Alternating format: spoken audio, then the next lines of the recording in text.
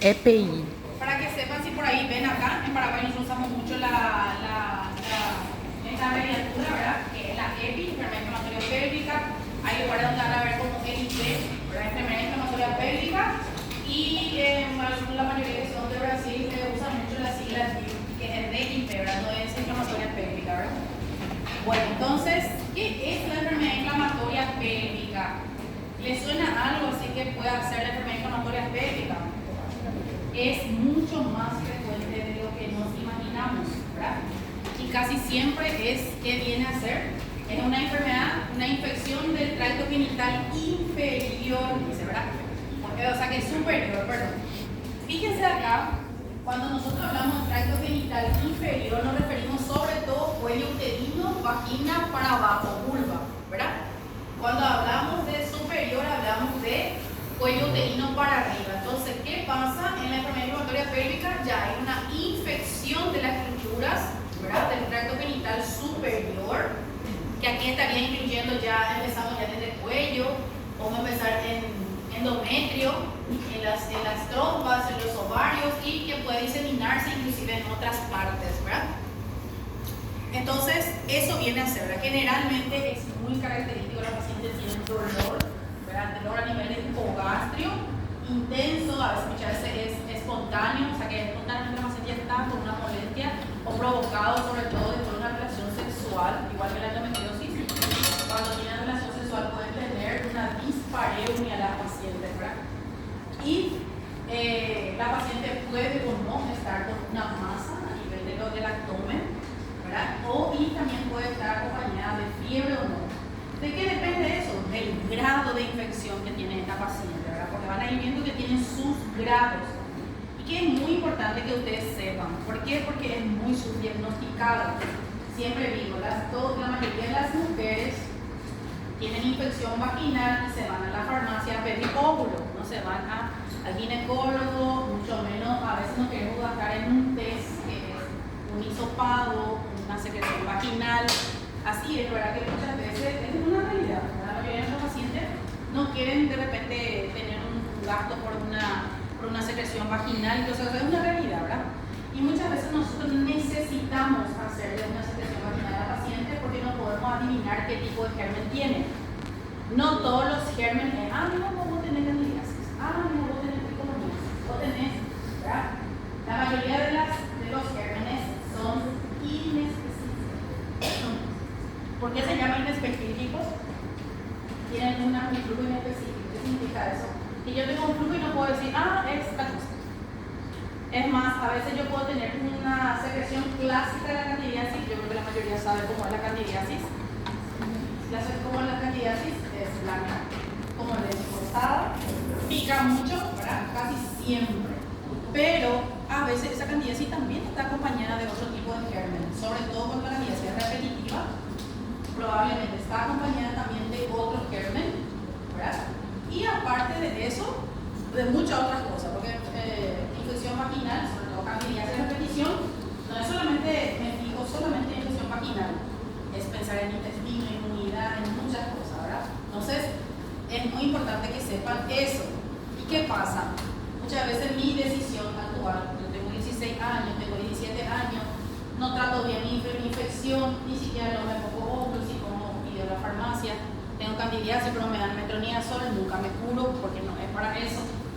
Después, ¿cuál es la consecuencia muchas veces? Futura. 3 secuelas fundamentales. Voy a empezar por la secuela. ¿Cuáles son las secuelas? Infertilidad, ¿verdad? O sea que ahora a lo mejor los pacientes que son jóvenes no sienten, pero después quieren tener hijos, tenemos infertilidad. Otra cosa que le va a ir acompañando con la infertilidad es embarazo ectópico, causante principal de embarazo ectópico, enfermedad inflamatoria pélvica, ¿verdad? Y una cosa que es muy triste para la paciente se queda con dolor pélvico crónico, o sea que se queda con esa enfermedad en una secuela. Son 3 secuelas fundamentales de una infección vaginal simples que no tratamos como correspondía, conlleva eso. Podemos irnos inclusive a quirófano, ¿verdad? Inclusive hay casos que llegan hasta el abdomen abierto. ¿Por qué? Porque se infecta todo. Raramente la gente muere por él. Es muy difícil. Tiene que ser, no sé, pero es muy difícil, pero sí te puedes quedar con muchas secuelas.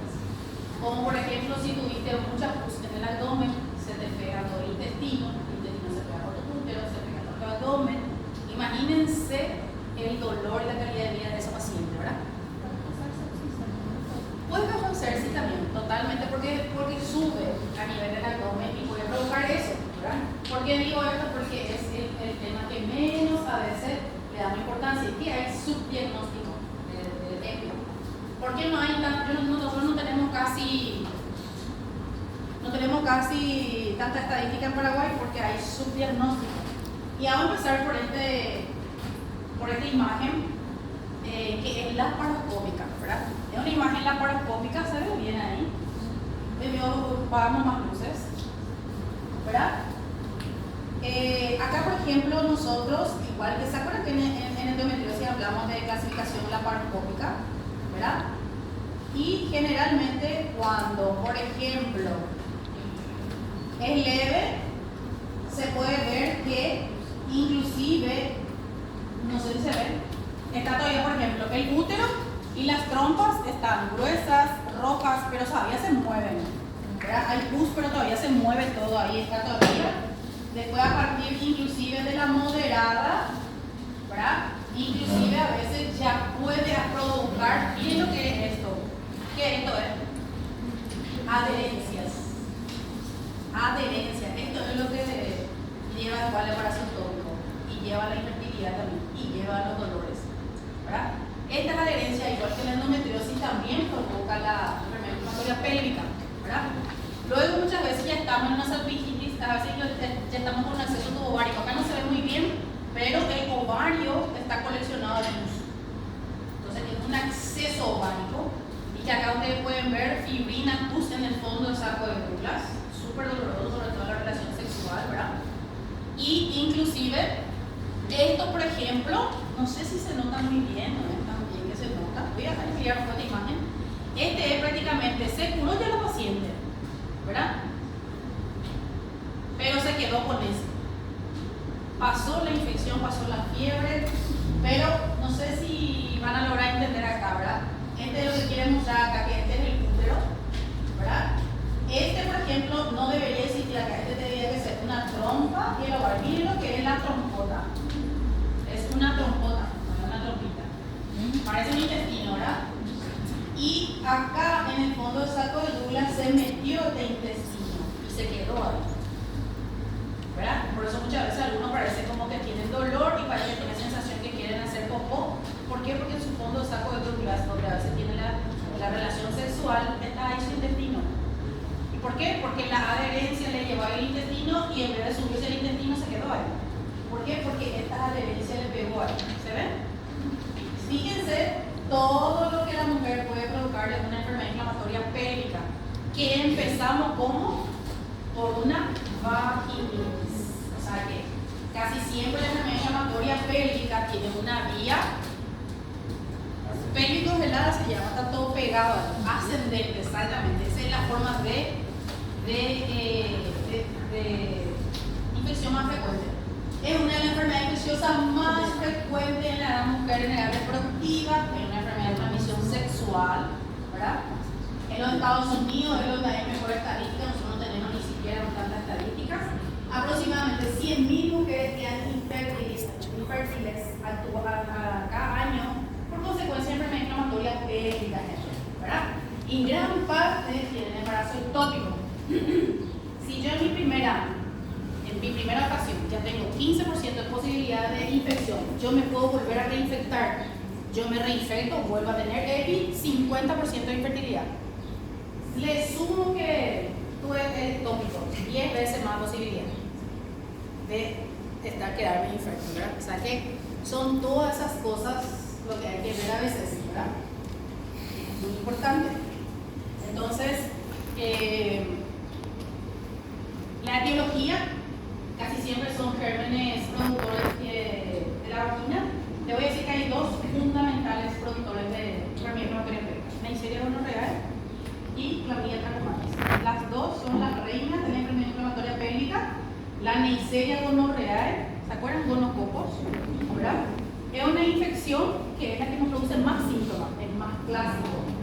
De tipo, usted le recibe a la paciente de su consultorio y dice, tiene dolor, tiene fiebre, leucocitosis. La clamidia también es muy frecuente, pero es atípico. Tiene una, no es tan típica no tiene tanto dolor la paciente, a veces no te das cuenta que está muy complicada la paciente, ¿verdad? Entonces, por eso muchas veces es importante hacer la secreción vaginal al paciente para hacerle, por ejemplo, en el IST de 12 patógenos, uno de ellos es la clamidia. Vamos a suponer que solo clamidia tiene que hacer estudiar, también existe test para estudiar exclusivamente solo clamidia. ¿Está bien? Se toma la muestra y te sale si tenés o no clamidia en Trachomatis, ¿verdad? Entonces, principalmente por actividad sexual, clamidia y monococo, en algunas ocasiones podemos haber provocado también porque ascendimos en una maniobra instrumental ante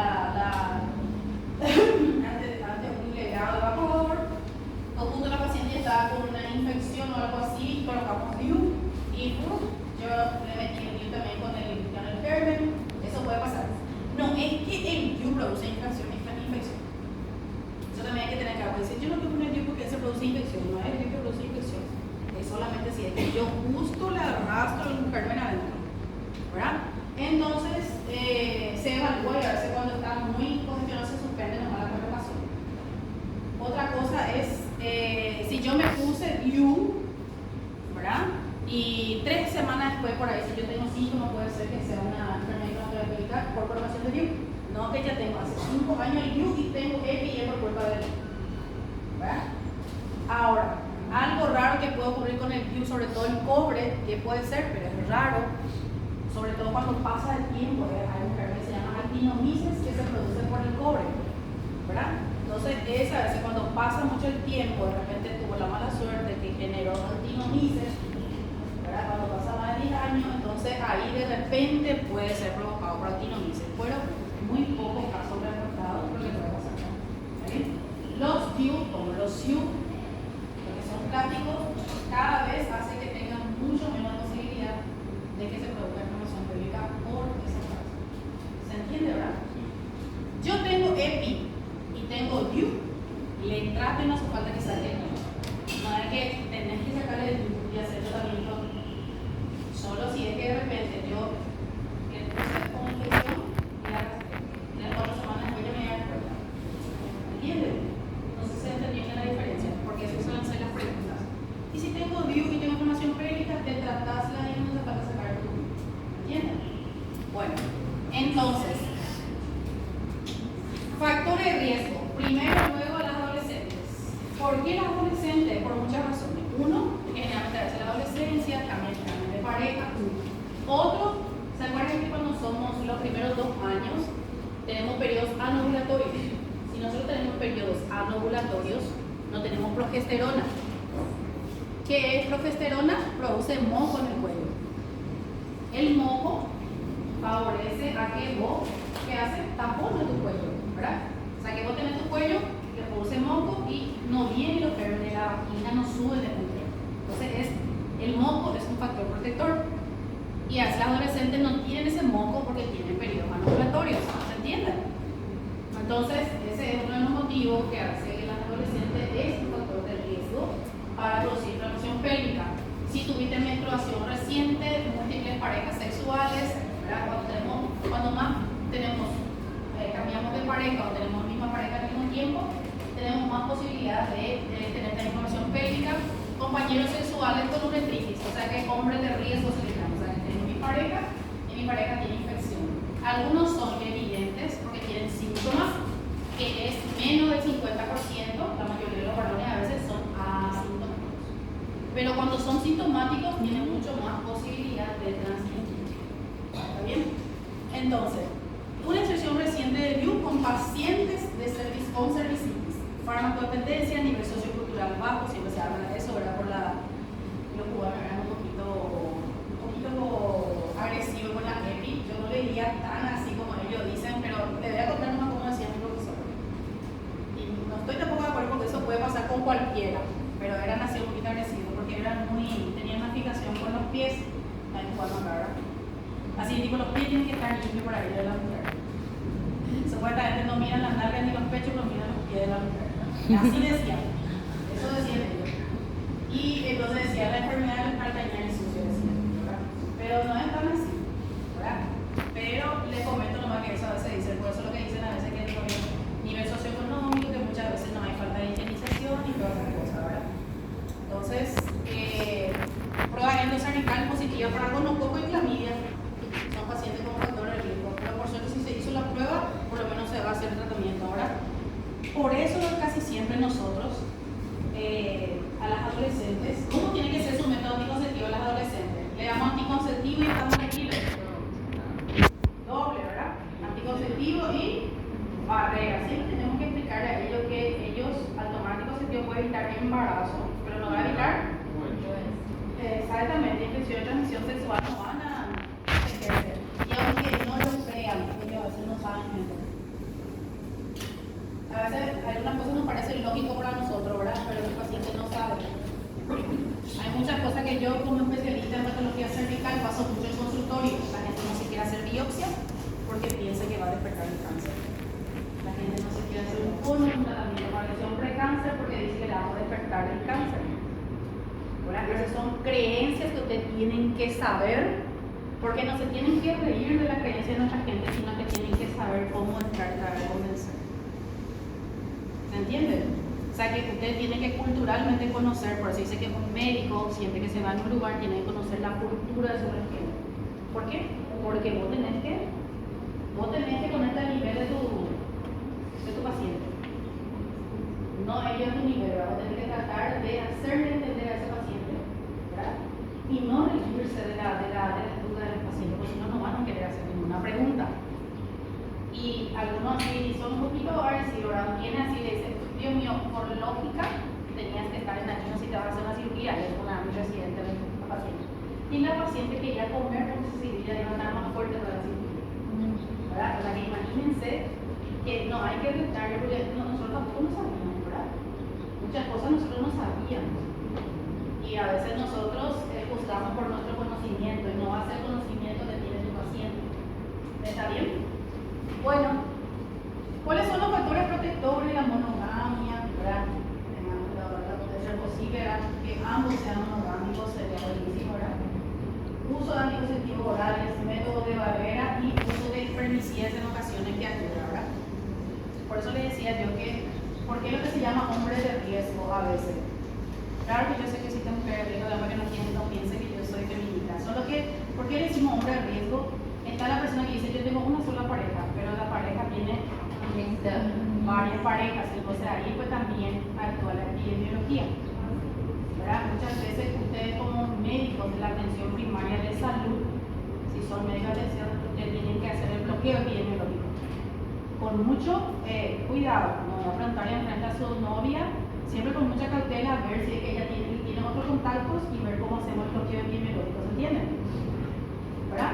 O sea que yo tengo sífilis, mi marido tiene, o sea mi pareja tiene sífilis y yo vengo y le interrogo, ¿con quién más tuviste relación? Voy a tratar de bloquear, con ella, tratar también de hacerle su test y tratarle, porque si no, por ahí ¿verdad? Se va aumentando. Bueno, entonces, según la evolución clínica, la enfermedad puede ser crónica o puede ser aguda. Aguda es tipo una enfermedad así, que tengo fiebre, tengo dolor, me duele la relación sexual, es así notorio, laboratorio, todo alterado, ¿verdad? Sin embargo, crónica es algo que la paciente sufre por años, no tiempo, eso es crónico, ¿verdad? Según la biología puede ser exógena o endógena, dependencia del germen que está teniendo la paciente. Y según su origen puede ser primario o secundario por continuidad. Casi siempre es primario o ascendente, porque hay una vaginitis y sube.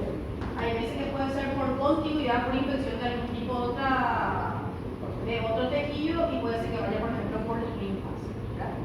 Pero más raro. Según el estadio clínico, ¿verdad? O sea que tiene su grado, no es una sola forma. El grado 1 de la enfermedad inflamatoria pélvica produce salpingitis, puede ser y o endometritis, ¿verdad? Ya puede ser sin reacción peritoneal. ¿Cómo le tocan el abdomen a la paciente? Sueltan, no hay reacción peritoneal. Epi, grado 1, ¿verdad? Epi, grado 2, hay salpingitis con reacción peritoneal. O sea que ustedes le hacen así en el abdomen. Creo que una de las pocas enfermedades que por más que tenga reacción peritoneal, ustedes saben que hay reacción peritoneal, ¿verdad? Yo le aprieto el abdomen a la paciente, salta de dolor, ¿verdad? Casi siempre eso, por ejemplo, en algunos tipos de patología es motivo de entrar a quirófano. epi, no necesariamente tengo que entrar en quirófano. Sí, hay veces tengo que entrar, ¿verdad? El 3, cuando hay acceso tubo ovárico o acceso central del ovario. O sea que mi ovario, entonces cuando ustedes tengan una epi, vean que el ovario está lleno de pus y ya está. Mínimo estadio 3 de ese paciente, ¿verdad? Acceso tubo ovárico es 3. Acceso tubo ovárico es el estadio tipo 3, ¿verdad? Y 4, peritonitis difusa.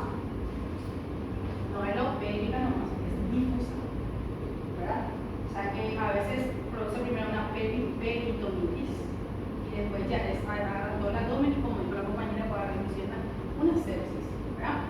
Entonces, es muy parecido cuando estamos hablando de aborto séptico, solo que el aborto séptico es mucho más agresivo que la EPI, mucho más rápidamente agresiva que la EPI, ¿verdad? Según la característica laparoscópica, ustedes vieron que ya vimos que hay veces que las trompas están todavía móviles, se ven inflamadas, pero todavía no hay adherencia leve. Moderada, hay algunas adherencias, las trompas ya están engrosadas y severa ya, a veces ya tenemos pélvico enredado, ya está todo pegado, ya no está trompa y más cosas, eso conlleva hasta el pélvico crónico, ¿verdad? Puede ser que el colon ectópico, ustedes saben por dónde pasa el óvulo, ¿verdad? O sea, el espermatozoide tiene que pasar por las trompas, ¿verdad? Tiene que pasar por las trompas y ¿dónde se une para la fecundación? ¿Verdad? El espermatozoide sube acá y viene acá y los óvulos vienen acá y ¿dónde ocurre la fecundación? En las trompas, sobre todo en la ampolla. Por eso es que el ectópico es más frecuente en la ampolla. La ampolla, ¿verdad? ¿Y qué pasa muchas veces? La clamidia, ¿qué tiene las trompas? Tiene cilios, ¿verdad? Cilios. ¿Cilios qué hace? ¿Verdad? Lleva al cuerito en nuestro útero donde tiene que estar. ¿Qué hace la clamidia? Paraliza los cilios. Entonces, a veces no solamente produce adherencia, sino que está parado nuestros cilios que tiene que llevar, entonces tu gestación se queda en la trompa. ¿Está bien? Esa también es una cosa que hace la clamidia, paralizar los cilios de las trompas. También, ¿verdad? Entonces, vamos a pensar un poco otra vez en la clínica, ¿verdad? Siempre cuando ustedes están hablando de infección, primeramente hay una vaginitis, después hay una cervicitis, ¿verdad? Sube y ¿qué es? Endometrio. Entonces va a ser una endometritis. Y acá es trompas. Siempre que hablamos de salpingectomía, salpingitis, salpicoma, todo es trompa. Entonces, salpingitis con o sin endometritis estadio 1. ¿Verdad? Yo toco, ella no tiene masa, ella no tiene dilatación peritoneal, puede estar con fiebre, dolor y todas esas cosas. Frenkel o sin vagina caliente. ¿Verdad? Luego con mi dedo molizo duele, grita de dolor. ¿Verdad? Y entonces salpingitis con endometritis, no hay reacción, ese es estadio 1. 2, ya hay, ¿verdad? Pues ya hay salpingitis con endometritis, hay reacción peritoneal, ¿verdad? Y ya puede haber masas. Y en el 3, ya hay afectación del ovario, acceso tubo ovárico, ¿verdad? Y ya después cuando va pasando, nos regulamos ahí, ya empieza a invadir la pelvis, porque empieza a llenarse de pus la pelvis, produce una pelvis peritonitis. Otra vez no resolvimos todavía ahí y va una peritonitis difusa.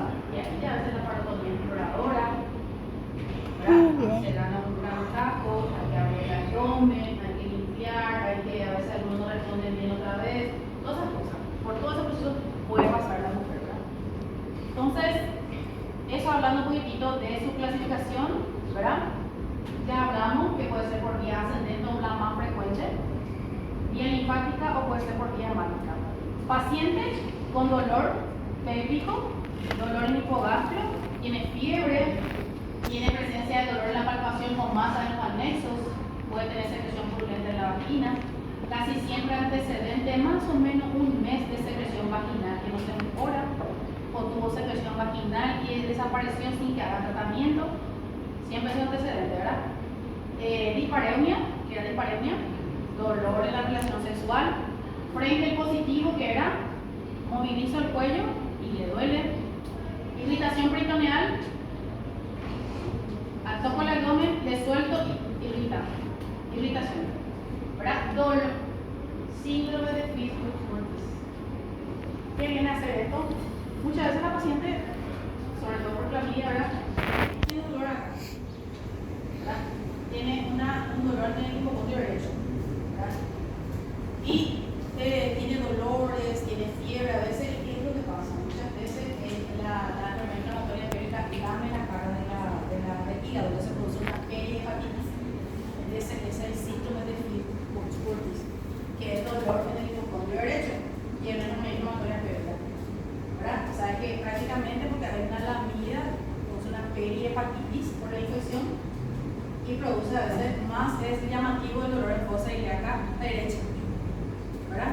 Al igual que en el ectópico, ¿se acuerdan? A veces duele el hombro, no se acuerdan.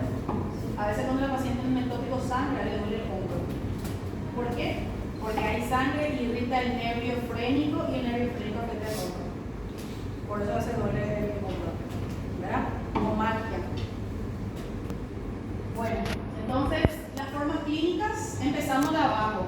O sea que cervicitis, infección del cuello, cervicitis, endometritis, infección de endometrio, ahora localizada en la mucosa endometrial. Fuimos subiendo hace rato, ¿verdad? ¿Se acuerdan? Después puede haber una miometritis o endometritis. Es cuando yo tengo una endometritis y se mete otra vez por el músculo de mi útero. Eso es miometritis. ¿Está bien? Después tenemos a veces celulitis pelviana o para flemones de ligamento ancho, ¿verdad? Y acá ustedes van a ver que a veces yo tengo un acúmulo de pus y hay de ligamento ancho. ¿Se acuerdan del ligamento ancho? Que es como un murciélago, ¿verdad? Y hay veces que algunos serían en su base, la pus en la base de este ligamento ancho y la pus se queda centro. Entonces, flemón de la base del ligamento ancho 1 y flemón del ligamento ancho propiamente dicha es otro. ¿Cómo clínicamente se van a dar cuenta? Este, por ejemplo, es el ligamento ancho, ¿se acuerdan? Este ligamento ancho, toda esta parte. Se ve que se mueve mi cursor, ¿verdad? Entonces, la celulitis pelviana generalmente paciente con fiebre, escalofrío, taquicardia, laboratorio, por supuesto, siempre van a pedir hemograma, PCR, eritrosedimentación. Siempre pedimos hemograma, PCR, eritrosedimentación. Porque hemograma es leucocitosis con desviación a la izquierda, que es neutrofilia. Eritrosedimentación está aumentada 3 veces y PCR bastante acelerado, ¿verdad? Y síntomas locales dependen mucho de la localización de este flemón, ¿verdad? Entonces, el flemón del ligamento ancho por el tacto se puede apreciar el acortamiento del fondo del saco. Bueno, antes de leer esto voy a mostrarles para ser más fácil. Flemón del ligamento ancho, sobre todo se afecta a la base del ligamento ancho. Entonces, cuando yo entro y le tacto a esta paciente, enseguida siento, ¿verdad? O sea, que acá siento libre. ¿Se acuerdan cuando estamos haciendo tacto bimanual? Me imaginamos que metemos la mano y hacemos así. Cuando saco lateral un lado, cuando entro acá, sentí algo. Le hago bimanual y definitivamente siento una tumoración inmediatamente. Entonces siento como que mi cuello está acostado. ¿Se entiende eso? Si no se entiende, díganme nomás porque... Como por ejemplo, vamos a suponer que yo tengo, ¿verdad? Vamos a suponer que... Vamos a suponer que este sea mi cuello, ¿verdad? Normalmente yo cuando tacto siento así, ¿verdad? Siento así, ¿verdad? Pero cuando está libre yo puedo llegar a sentir hasta ahí, puedo llegar a mi cuello, ahí cuando saco el lateral. Pero cuando tengo una pus acá, no subo, ya siento acá. Cuando está en la base del ligamento, yo siento, entro y ya siento una masa, ¿se entiende? ¿Verdad? O sea que yo entro y ya choco con esa masa. Entonces ese es el flemón del ligamento ancho, que duele mucho a la paciente, la confía en un flemón del ligamento ancho. Base.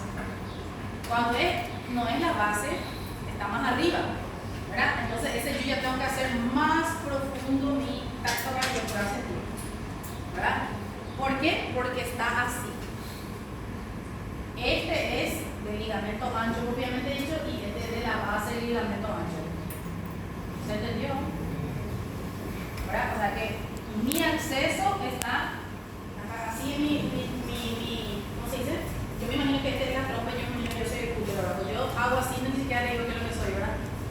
Yo me imagino que yo soy el glúteo, esta es la trompa y acá está mi ligamento ancho, ¿verdad? Acá tiene una colección, es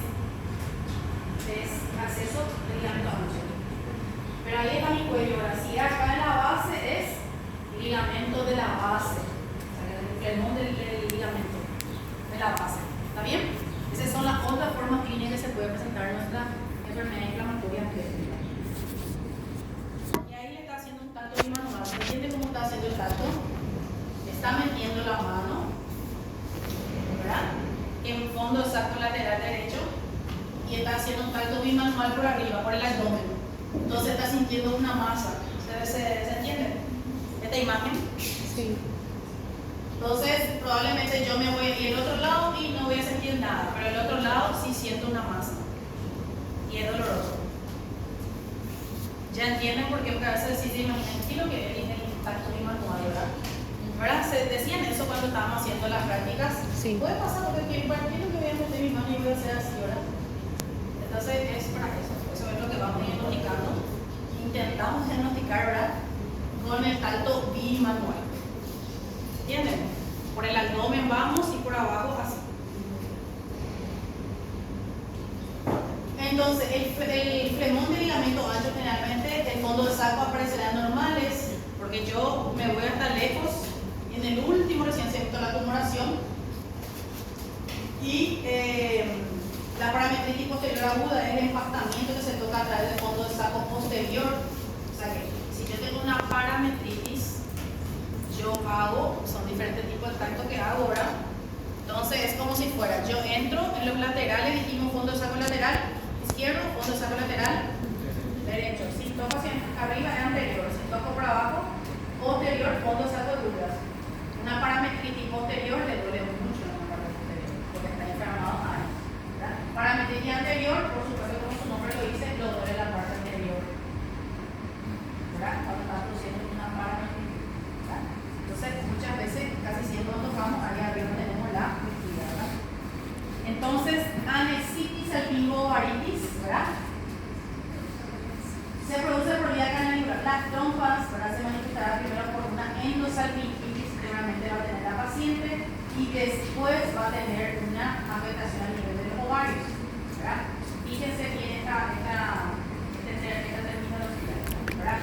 Y a lo mejor le va a ser más fácil responder a ustedes.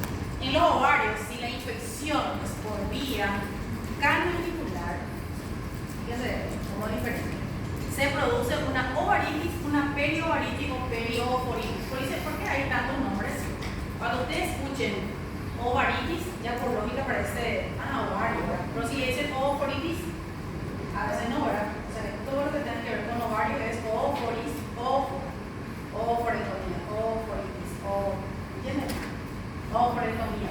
Bueno, cuando está la infección fue por vía canalicular, que es la clásica ascendente, mi ovario se infecta alrededor, produce periovaritis, ¿verdad?, por fuera.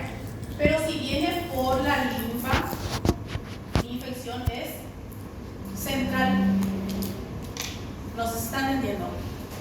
Si mi infección vino por vía linfática, que es la menos frecuente, los microorganismos en el trayecto del pedículo linfático, ¿verdad?, entra y hace acceso central. Este es el ovario, ¿verdad? Si es por vía canalicular, produce infección alrededor del ovario, ¿verdad?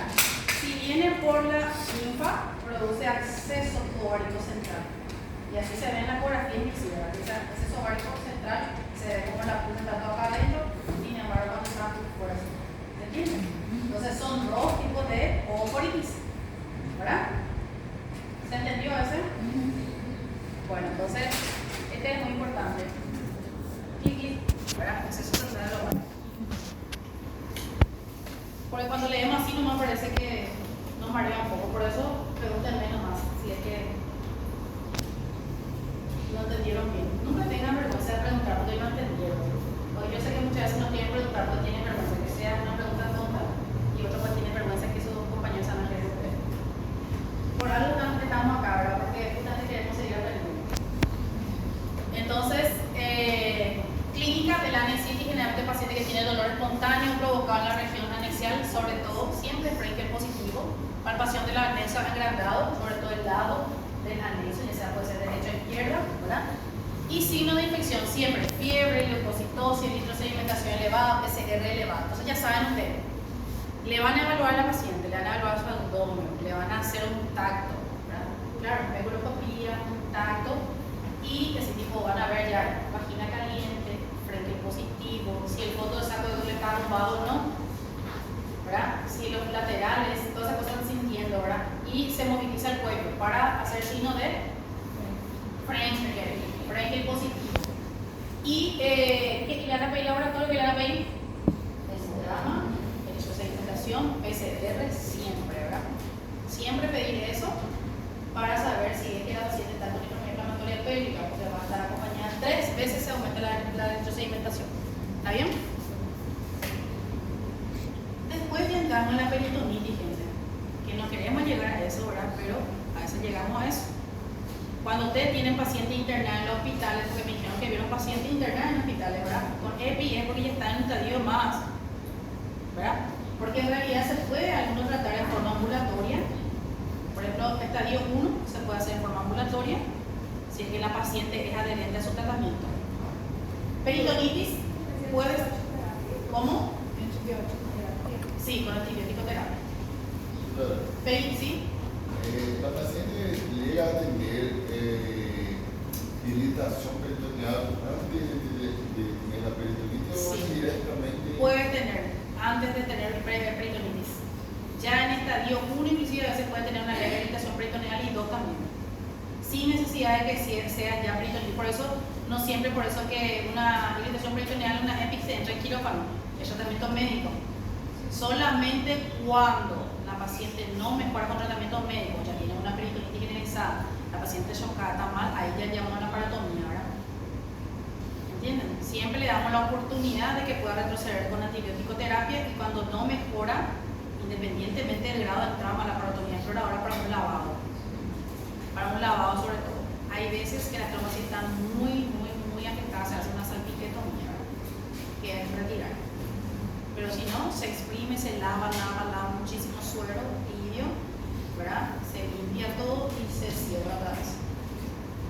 Y full antibiótico terapia. Entonces, peritonitis puede ser primeramente pélvica y después puede ser difusa hasta todo el abdomen, ¿verdad? Entonces, como ya habíamos dicho, primeramente a veces se derrama ahí a nivel del útero y después ya se generaliza. La peritonitis, la infección queda localizada en el peritoneo pelviano, por eso se llama peritonitis, ¿verdad? En su forma aguda hay dolor, hay defensa, contracturas, síntomas generales. En su forma supurada, forma de acceso al fondo del saco de Douglas. Por eso a veces te pueden tocar el fondo del saco de Douglas y parece ya un globito lleno, ¿verdad? Porque ya hay pus, ¿verdad? Ya hay pus, que es muy doloroso. Fíjense la pus que se puede ver. Este, por ejemplo, si están notando, este es el útero y este es la vagina y este es el fondo del saco de Douglas. ¿Se entiende esta imagen? Lleno de pus, ¿verdad? Voy a sentarme por aquí. Lleno de pus. Acá. Entonces, cuando yo hago un tacto y toco la parte posterior del cuello, yo siento esta tumoración y duele. Entonces, grito de Douglas. Es doloroso. La paciente está acostada y ¿qué está queriendo hacer acá la persona? Está punzando, ¿verdad? Está haciendo una punción porque muchas veces es, si hay duda o todas esas cosas, se da para ver si es pus o si es sangre, ¿verdad? Y acá, ¿qué es lo que está haciendo acá? Que en ocasiones se puede hacer. Se hace una colpotomía, se llama. ¿Qué significa colpotomía? Todo lo que tenga que ver con colpo es vagina. Vagina es colpo. Colporrafia anterior hacia arriba. Colporrafia posterior tiene que ver con vagina. Entonces, colpotomía, agarramos, significa acá que es lo que estamos viendo. Se pone una válvula separadora desde el cuello, ¿verdad? Se puso una pinza de pus y orina que muerde el cuello porque se usa cuando se va a poner el lubricante y se tira para arriba. Y entonces se expone, ¿qué se expone acá? Fondo del saco de Douglas. Entonces hay con una pinza, se corta, se evoluciona con la tijera y se drena el pus, ¿verdad? Se va, entonces eso es que cuando le hacemos, cuando hay un acceso de, ¿cómo se dice? Acceso de cerramos y le hacemos antibiótico terapia. ¿Verdad? La evolución rara vez desaparece solita, muy poco usual. Pero generalmente si es que no mejora y no estamos haciendo tratamiento o no estamos haciendo tratamiento, va la peritonitis difusa. ¿Verdad? La peritonitis difusa es cuando la infección ya se propagó a todo el peritoneo abdominal de forma progresiva o bruscamente porque hay una ruptura de conexión. Por ejemplo, puede pasar que yo tengo un acceso tubovárico y se rompió y se disemina, ¿verdad? Y muchas veces puede pasar. Paciente con mucho dolor, fiebre, taquicardia, taquipnea, simpático. Siempre cuando estamos con infección, siempre tenemos que estar mirando la frecuencia respiratoria. Otra cosa es ahí no nos alegramos, cuando tenemos hipotensión, ahí está pasando lo que la compañera dijo, ¿qué está haciendo? Que está haciendo una sepsis, ¿verdad? Lo que la urgencia te viene y dice, hipotensión y no mejora los líquidos. Casi siempre muchos pacientes son abortos sépticos, ¿verdad? Si vos le pones doble vía, la paciente está hipotensa y taquicardia, siempre primero doble vía cargar, ¿verdad? Si con eso no responde, realmente es de origen séptico, porque el shock hipovolémico cuando es sangrado le levanta a la paciente, enseguida se levanta la presión y la paciente se levanta, pero las sepsis no responden a fluidos, ¿verdad? Entonces a veces la paciente está con vómitos, náuseas, tenemos síndrome de Bloomberg, hilo paralítico, prácticamente vos le pones el esteto y ahí no hay fluido, no hay fluido hidroaéreo, ¿verdad? Para distensión abdominal y deterioro del estado general. Estamos en un estadio bastante avanzado, ¿verdad? Sería una paciente grave. Entonces, generalmente nuestro diagnóstico, ¿cómo va a ser?